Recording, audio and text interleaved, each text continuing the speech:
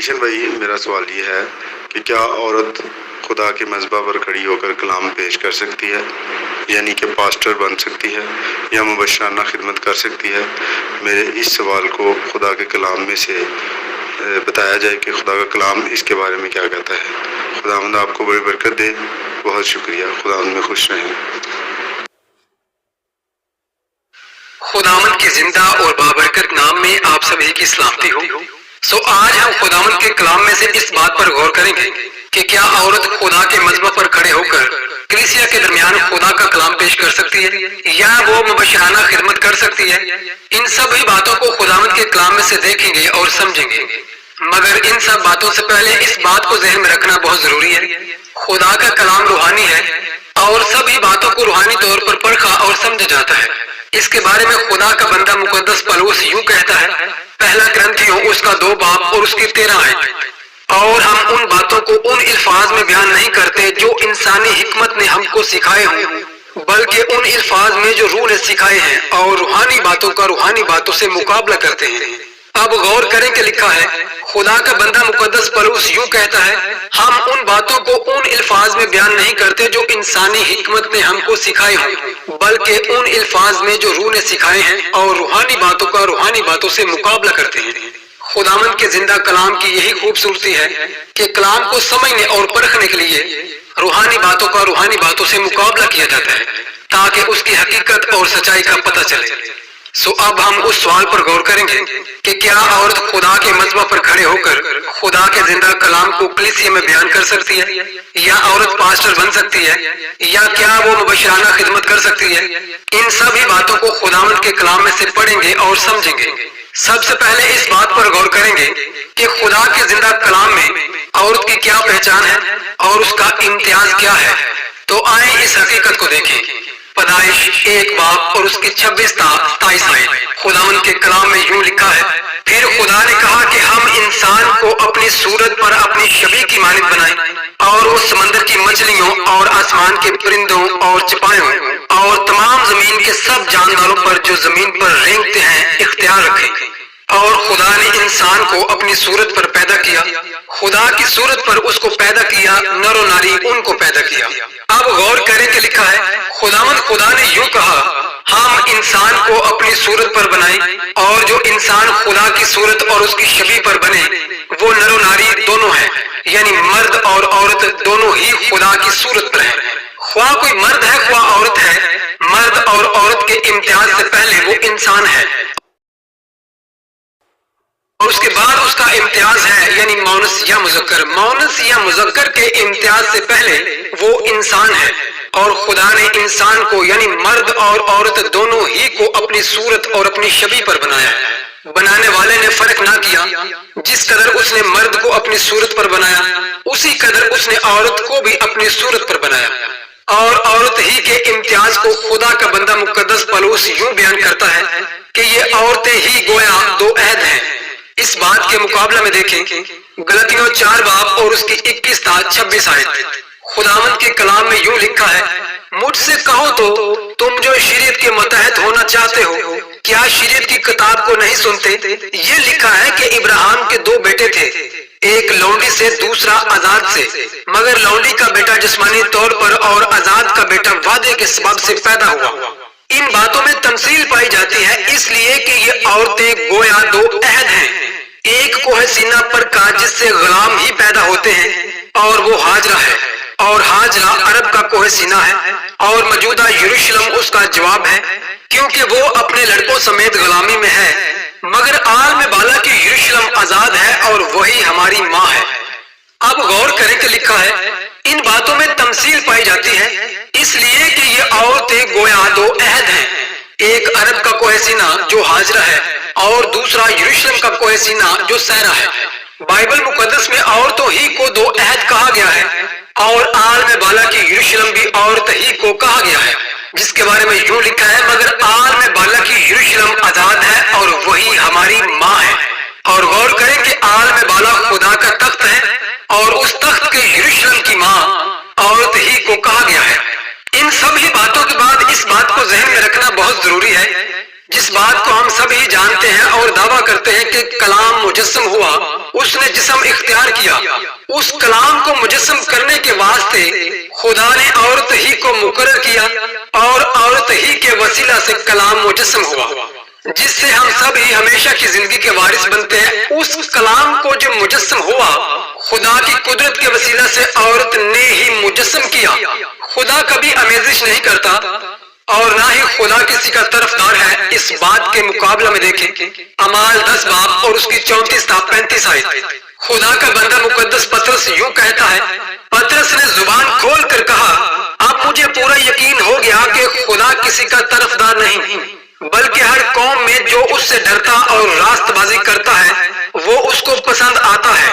अब गौर करें, खुदा का बंदा मुकद्दस पतरस यूं कहता है, अब मुझे पूरा यकीन हो गया कि खुदा किसी का तरफदार नहीं, बल्कि हर कौम में से जो उससे डरता और रास्तबाजी करता है वो उसको पसंद आता है। तो गौर करें, जब बात कौम की हो तो कौम में महज मर्द ही नहीं होते, बल्कि कौम में मर्द, औरतें, बूढ़े, जवान और बच्चे सब ही शामिल होते हैं, तब कौम बनती है। तो खुदावंद को ये पसंद है कि जो उससे डरता और रास्तबाजी के काम करता है वही उसको पसंद आता है, ख्वाह वो मर्द हो ख्वाह औरत, इसमें कोई इम्तियाज नहीं, क्योंकि लिखा है कि खुदा किसी का तरफदार नहीं। और जब खुदा किसी का तरफदार है ही नहीं तो खुदा के बंदा मुकद्दस पलूस ने यूं कहा कि खुदा यकसा है। इस बात के मुकाबला में देखें अब्रानियों 13 बाब और उसकी 7 ता 8 आयत। खुदावंद के कलाम में यूं लिखा है, जो तुम्हारे पेशवा थे और जिन्होंने तुम्हें खुदा का कलाम सुनाया, उन्हें याद रखो और उनकी जिंदगी के अंजाम पर गौर करके उन जैसे ईमानदार हो जाओ। यीशु मसीह कल और आज बल्कि अब तक यकसा है। अब गौर करें कि लिखा है, जो तुम्हारे पेशवा थे। अब ये जो अल्फाज है पेशवा, ये ना तो मुज़क्कर है ना ही मुअन्नस है, बल्कि पेशवा का लफ्ज उस्ताद के लिए आता है और उस्ताद महज मर्द ही नहीं बल्कि औरत भी उस्ताद है। और लिखा है, और जिन्होंने तुम्हें खुदा का कलाम सुनाया उन्हें याद रखो और उनकी जिंदगी के अंजाम पर गौर करके उन जैसे ईमानदार हो जाओ। तो जो पेशवा थे यानी जो उस्ताद थे, उनमें महज मर्द ही नहीं बल्कि औरतें भी थीं। तो ये बात औरतों के लिए बड़ी मुफीद है कि वो कलाम खुदा में से उन औरतों को देखें जो पेशवा बनी और उनकी जिंदगी पर गौर करें और खुद को उन ही की तरह ईमानदार बनाएं, क्योंकि खुदा किसी का तरफदार नहीं बल्कि खुदा यकसा है। और यकसा का मतलब एक जैसा, एक सा और सबका बराबर। इन सभी बातों के बाद अब इस बात पर गौर करेंगे, कलीसियाओं में तनाज़ा पाया जाता है। बात को यह है कि सब कुछ रवा है और बात को यह है कि सब कुछ मुफीद नहीं। कलाम मुकद्दस की उन आयत पर गौर करेंगे जिनसे कलीसियाओं में तनाज़ा पाया जाता है। इन सभी आयतों को खुदावंद के कलाम में से देखेंगे और समझेंगे कि दर हकीकत इनकी हकीकत क्या है। पहला तिमोथियस उसका 2 बाब और उसकी 8 ता 15 आयत। बस मैं ये चाहता हूँ कि मर्द हर जगह बगैर गुस्सा और तकरार किए पाक हाथों को उठाकर दुआ किया करें। इसी तरह औरतें हयादार लिबास से शर्म और परहेजगारी के साथ अपने आप को संवारें, नाक के बालों को गूंदें और सोने और मोतियों और कीमती पोशाक से, बल्कि नेक कामों से, जैसा खुदा परस्ती का इकरार करने वाली औरतों को मुनासिब है। औरत को चुपचाप कमाल ताबेदारी से सीखना चाहिए और मैं इजाजत नहीं देता कि औरत सिखाए या मर्द पर हुक्म चलाए, बल्कि चुपचाप रहे, क्योंकि पहले आदम बनाया गया उसके बाद हवा, और आदम ने फरेब नहीं खाया बल्कि औरत फरेब खाकर गुनाह में पड़ गई, लेकिन औलाद होने से निजात पाएगी बशर्ते वो ईमान और मोहब्बत और पकीज़गी में परहेजगारी के साथ कायम रहे। अब इन आयतों पर गौर फिक्र करना और समझना बहुत जरूरी है कि मुकद्दस बिलाखिर ये बात कर क्यों रही है और बात हो क्या रही है। और ये जो बात मुकद्दस पौलुस ने कही कि मैं इजाजत नहीं देता कि औरत सिखाए या मर्द पर हुक्म चलाए, इसमें कतन कलाम की बात नहीं, दुनियावी हिकमत की बात है जो कि मुकद्दस पौलुस इन अल्फाजों से पहले बयान कर चुके कि किस तरह तुम्हें रहना चाहिए। उसी बात की बाबत मुकद्दस पौलुस ने कहा कि अगर तुम्हें कोई तंबीह करे, क्योंकि मुकद्दस पौलुस भी यहाँ पर तंबीह ही कर रहे हैं और समझा ही रहे हैं कि तुम्हें किस तरह से रहना चाहिए, किस तरह का लिबास पहनना चाहिए और खुदा परस्ती किस तरह से है। इन्हीं बातों की बाबत खुदा के बंदा मुकद्दस पौलुस ने औरतों से मुखातिब होकर कहा کہ میں اجازت نہیں دیتا کہ عورت سکھائے جانے سے مراد کیا ہے؟ یہاں پر کلام کی بات نہیں بلکہ دنیاوی حکمت کی بات ہے کہ اگر شوہر بیویوں کو یہ کہیں جس طرح میں نے کہا کہ حیادار لباس پہنو، بالوں کو اس طرح سے نہ گوندو اور نہ ہی بہت زیادہ موتی اور زیوروں سے اپنے آپ کو سجاؤ، تو اس بات کو فرما برداری کے ساتھ قبول کرو اور آگے سے سکھانا نہ شروع کرو، بلکہ چپ چاپ فرما برداری کے ساتھ اس بات کو قبول کرو، کیونکہ خدا پرستی اور مقدسوں کی کلیسیا میں ایسا ہی ہے۔ بہت سے لوگ اس بات کو کہ میں عورت کو اجازت نہیں دیتا کہ وہ سکھائے، یہ بات کلام کی طرف لے جاتے ہیں، جبکہ یہاں پر مقدس پولس کلام کی بات کرتے ہی نہیں بلکہ دنیاوی حکمت کو بیان کرتے ہوئے تنبیہ کرتے ہیں اور اسی بات کے متعلق کہتے ہیں کہ میں اجازت نہیں دیتا کہ آگے سے جس طرح اسے سکھایا جا رہا ہے وہ بھی سکھانا شروع کر دے، کہ نہیں میں تو اپنے آپ میں بہترین ہوں، میرے لباس سے تمہیں کیا۔ سو یہاں پر دنیاوی حکمت کی بات ہے، تہذیب کی بات ہے، نہ کہ سکھائے جانے کا معاملہ خدا کے کلام کے بارے میں۔ اس آیت پر جو غور کی گئی تو صاف ظاہر ہے کہ مقدس پولس دنیاوی حکمت کی بات کرتے ہیں، مگر ہم اس کے متبادل دیکھتے ہیں کہ مقدس پولس کلام کے معاملے میں مردوں ہی کو منع کرتے ہیں۔ اگر ان میں وہ صلاحیت نہ ہو تو خدا کا بندہ مقدس پولس یوں کہتا ہے، پہلا کرنتھیوں اس کا 13 باب اور اس کی 1 تا 2 آیت، اگر میں آدمیوں اور فرشتوں کی زبانیں بولوں اور محبت نہ رکھوں تو میں ٹھنٹھناتا پیتل اور جھنجھناتی جھاج ہوں، اور اگر مجھے نبوت ملے اور سب ویدوں اور کل علم کی واقفیت ہو اور میرا ایمان یہاں تک کامل ہو کہ پہاڑوں کو ہٹا دوں اور محبت نہ رکھوں تو میں کچھ بھی نہیں۔ اب غور کرے، خدا کا بندہ مقدس پولس خود ہی کے بارے میں یہ کہتا ہے، اگر میں آدمیوں اور فرشتوں کی زبانیں بولوں اور محبت نہ رکھوں تو میں ٹھنٹھناتا پیتل اور جھنجھناتی جھاج ہوں، اور اگر مجھے سب ویدوں کا پتہ ہو اور کل علم کی واقفیت ہو اور ایمان یہاں تک کامل ہو کہ پہاڑوں کو ہٹا دوں اور محبت نہ رکھوں تو میں کچھ بھی نہیں۔ کچھ بھی نہیں سے مراد یہی ہے کہ تمہیں خدا سے کچھ فائدہ نہ ہوگا، جو کرتے ہو اپنی ذات کے لیے کرتے ہو، اپنے ہی آپ کو منوانے کے لیے کرتے ہو، محبت سے خالی ہو، اس کا مطلب یہی ہے کہ خدا سے خالی ہو۔ اور جبکہ ہم دیکھتے ہیں کہ عورتوں کی بجائے خدا کا بندہ مقدس پولس مردوں کو تنبیہ کرتا ہے کہ اگر تم میں یہ صلاحیت نہیں تو تم جو کچھ بھی ہو تم کچھ بھی نہیں ہو۔ اسی طرح دوسرے اعتراض پر غور کریں گے، پہلا کرنتھیوں اس کا 14 باب اور اس کی 34 تا 38 آیت، خدا کا بندہ مقدس پولس یوں کہتا ہے، عورتیں کلیسیا کے مجمع میں خاموش رہیں کیونکہ انہیں بولنے کا حکم نہیں بلکہ تابع رہیں جیسا توریت میں بھی لکھا ہے، اور اگر کچھ سیکھنا چاہیں تو گھر میں اپنے اپنے شوہر سے پوچھیں، کیونکہ عورت کا کلیسیا کے مجمع میں بولنا شرم کی بات ہے۔ کیا خدا کا کلام تم میں سے نکلا یا صرف تم ہی تک پہنچا ہے؟ اگر کوئی اپنے آپ کو نبی یا روحانی سمجھے تو یہ جان لے کہ جو باتیں میں تمہیں لکھتا ہوں وہ خدا کے حکم ہیں، اور اگر کوئی نہ جانے تو نہ جانے۔ اب ان الفاظوں سے یوں ہی معلوم ہوتا ہے کہ شاید مقدس پولس عورتوں کو منع کرتے ہیں کہ وہ کلام خدا کی منادی نہ کریں، جبکہ ایسا ہرگز نہیں، بلکہ خدا کا بندہ مقدس پولس یہاں پر ایک توحید باندھتے ہیں اور سب کو تنبیہ کرتے ہیں، اور تنبیہ کرنے کی جو خاص وجہ ہے وہ یہی ہے کہ مقدس پولس کہتے ہیں کہ جو بھی بات کرے وہ روح کی ہدایت سے کرے اور روح میں رہ کر کرے۔ مقدس پولس کے ان الفاظوں سے صاف ظاہر ہے کہ ان کا رویہ تلخ ہے، وہ یہ باتیں غصے میں لکھتے ہیں کیونکہ اس کلیسیا میں جیسا ہونا چاہیے ویسا نہیں ہو رہا تھا، اور جس طرح عورت کو منع کیا اسی طرح مرد کو بھی منع کیا۔ پہلا کرنتھیوں اس کا 14 باب اور اس کی 23 تا 33 آیت۔ بس اگر ساری کلیسیا ایک جگہ جمع ہو اور سب کے سب بیگانہ زبانیں بولیں اور نا واقف یا بے ایمان لوگ اندر آ جائیں تو کیا وہ تم کو دیوانہ نہ کہیں گے؟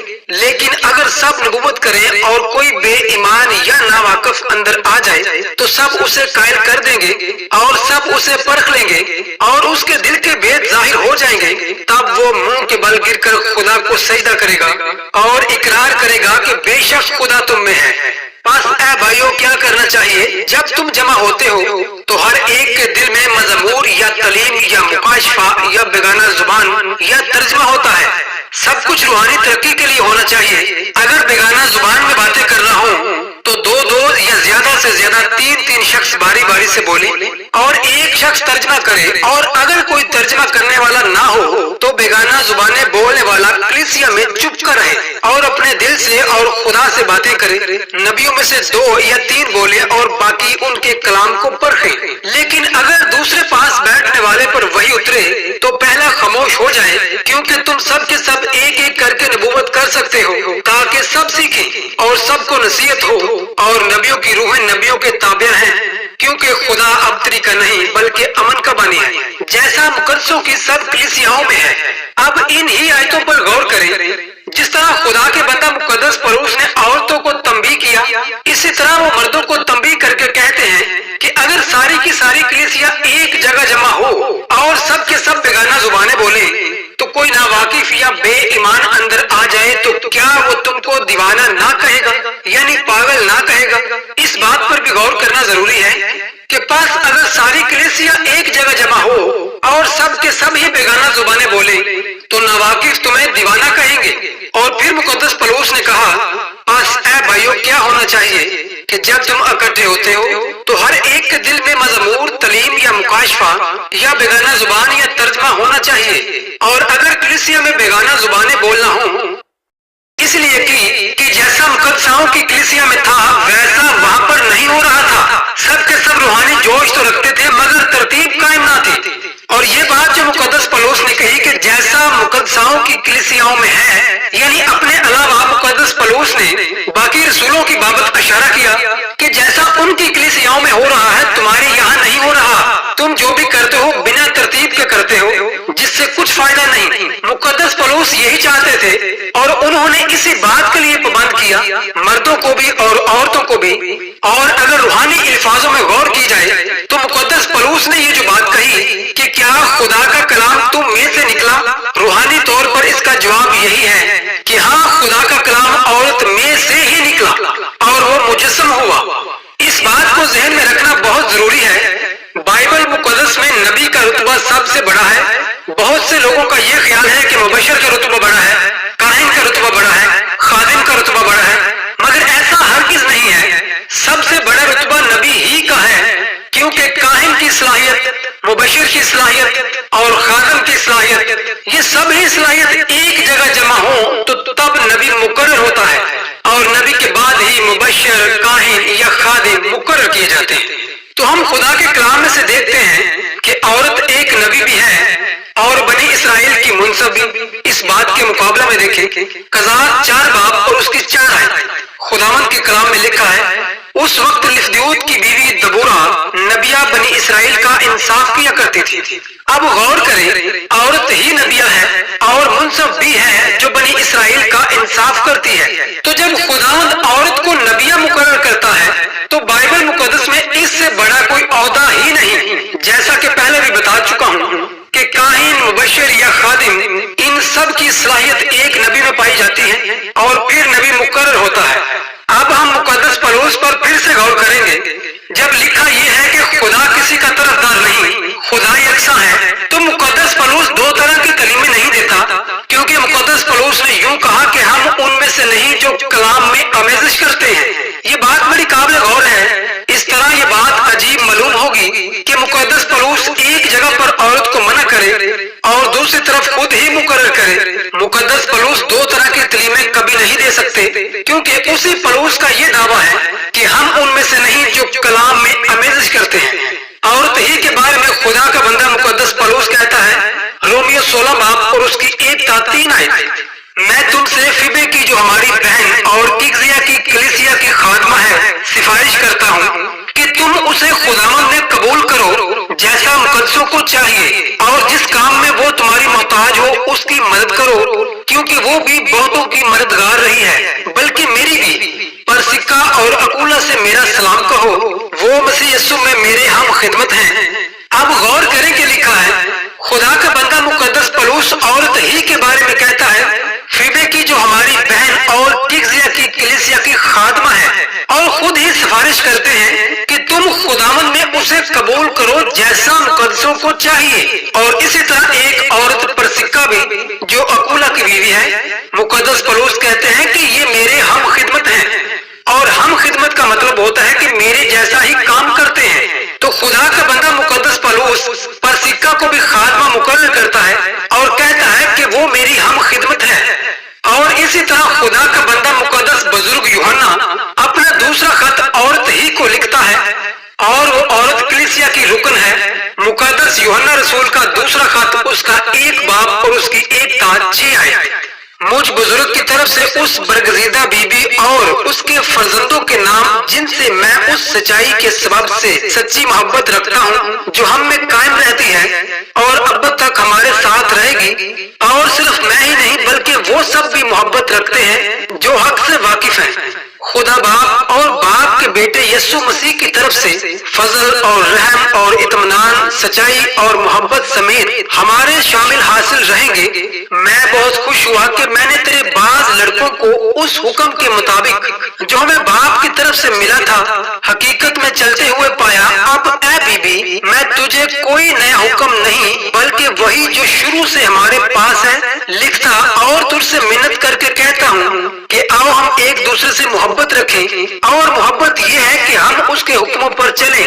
یہی وہ حکم ہے جو تم نے شروع سے سنا ہے کہ تمہیں اس پر چلنا چاہیے۔ اب غور کریں کہ خدا کا بندہ مقدس بزرگ یوحنا عورت ہی کو خط لکھتا ہے اور اسے مخاطب یوں کرتا ہے کہ اے بی بی، اس بات سے سب ہی واقف ہیں کہ جتنے بھی خط لکھے گئے یہ کلیسیاؤں کو لکھے گئے اور کلیسیاؤں کے رکنوں کو لکھے گئے۔ مقدس پولس بھی اس بات کی سفارش کرے کہ اس بہن کو خداوند نے قبول کرو کیونکہ وہ کلیسیا کی خادمہ ہے، اور خدا کا بندہ مقدس یوحنا بھی عورت ہی کو خط لکھتا ہے یعنی کلیسیا کی خادمہ کو۔ تو اب اس بات کو ذہن میں رکھنا بہت ضروری ہے کہ جو کلیسیاؤں کی خادمہ ہیں وہ خادمہ اسی لیے ہیں کہ وہ ان کو تعلیم دیتی ہیں، رسولوں کی طرف سے وہ مقرر ہیں اور کلیسیاؤں کو چلا رہی ہیں۔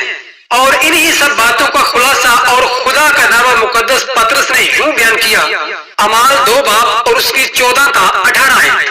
مقدس پطرس نے یوں کہا، لیکن پطرس نے ان 11 کے ساتھ کھڑا ہو کر اور اپنی آواز کو بلند کر کے لوگوں سے کہا، اے یہودیوں اور اے یروشلم کے سب رہنے والوں، یہ جان لو اور کان لگا کر میری باتیں سنو کہ جیسا تم سمجھتے ہو کہ یہ نشہ میں نہیں کیونکہ ابھی تو دوپہر ہی دن چڑھا ہے، بلکہ یہ وہ بات ہے جو یوئیل نبی کی معرفت کی گئی ہے کہ خدا فرماتا ہے کہ آخری دنوں میں ایسا ہوگا کہ میں اپنے روح میں سے ہر بشر پر اڈیلوں گا، اور تمہارے بیٹے اور بیٹیاں نبوت کریں گی، اور تمہارے جوان رویا اور بوڑھے خواب دیکھیں گے، بلکہ میں اپنے بندوں اور اپنی بندیوں پر بھی ان دنوں میں اپنے روح میں سے اڈیلوں گا اور وہ نبوت کریں گے۔ اب غور کریں کہ لکھا ہے، مقدس پطرس نے کہا بلکہ یہ وہ بات ہے جو یوئیل نبی کی معرفت کہی گئی تھی کہ خدا فرماتا ہے کہ آخری دنوں میں ایسا ہوگا کہ میں اپنے روح میں سے ہر بشر پر اڈیلوں گا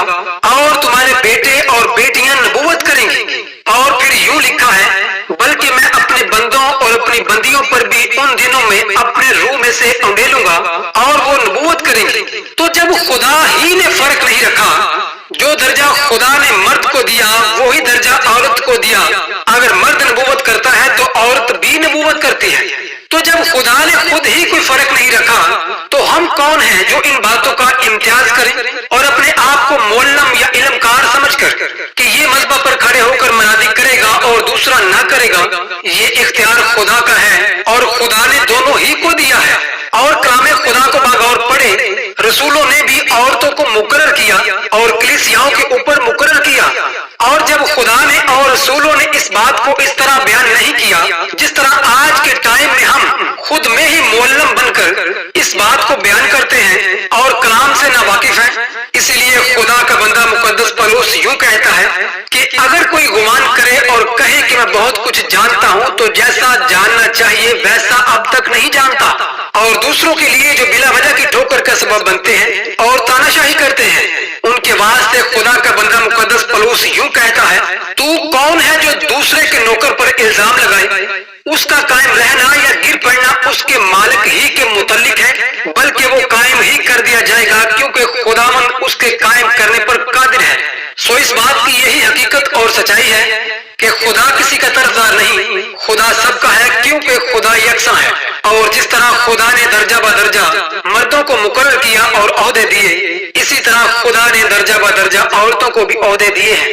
اگر مرد نبی ہے تو عورت بھی نبی ہے، اگر مرد خادم ہے تو عورت بھی خادمہ ہے۔